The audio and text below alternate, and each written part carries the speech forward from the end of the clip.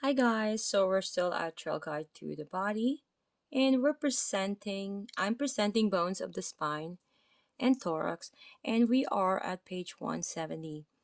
Okay, so we have the vertebral column or spine consists of 24, again it's 24 vertebrae, to 7 cervical in the neck, 12 thoracic of the thorax, and 5 lumbar in the lower back. To the sacrum and coccyx are composed of fused vertebrae and are also considered part of the vertebral column. For the purpose of palpation and clarity, the sacrum and coccyx are included in chapter 6, pelvis and thigh.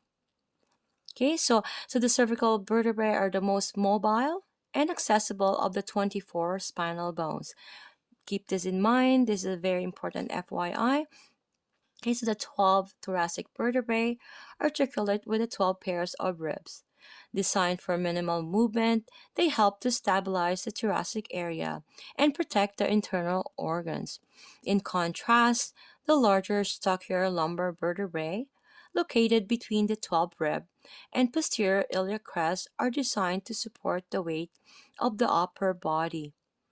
As you palpate along the back, all 24 vertebrae will be deep to the layers of muscle tissue. However, the spinous and transverse processes protrude from each vertebrae and can be helpful location points. So the thorax includes the sternum and rib cage. So the superficial sternum, which is the breastbone, is located along the midline of the chest. The rib cage consists of costal cartilage and 12 pairs of ribs. The caudal cartilage is identical in shape and size to the ribs and serves as a bridge between them and the sternum. So ribs 1 to 7 are known as the true ribs because they attach directly to the sternum. Ribs 8 to 12 are referred to as false ribs because they attach indirectly to the sternum by means of the costal cartilage. Aside from being false ribs, the 11th and 12th ribs are also considered floating ribs as they do not attach to the sternum or the costal cartilage at all. Okay, so looking at the image here, guys, as we can see here, we have the atlas C1 and the axis is C2. Okay, as you notice, all see this one are all the cervical, thoracic, lumbar, and we have the sacrum and the coccyx.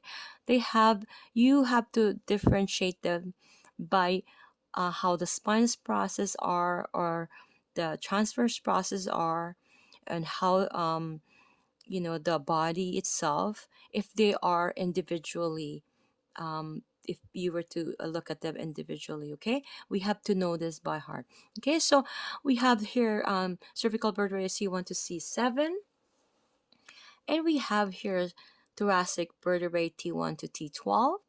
Okay, so when palpating, we're gonna have to know that when I do palpate, I close my eyes and try to feel that it's more and lightly as possible because we're not going to put pressure on that. Okay, so we have here, again, I'm saying it, thoracic vertebrae, again, T1 to T12. These are the ribs. And we have here the 12 thoracic T12. It's really good to know the landmark. So if you were to ask to go for L1, right? You just know that under the ribs, you just feel the last spinous process that is quite different. You'll see that you are at the T12 and going distally or inferiorly you are at the first lumbar L1, right? And these are the lumbar from L1 to L5. Okay, and now we are at the fifth lumbar, the L5, and now it's going to uh, join with the sacrum, right? These are infused, and this is the coccyx. Okay, and keep in mind, guys, this is a posterior view. So again, posterior view is the back area, anterior view is the front area or front view. Okay, see you guys in the next video.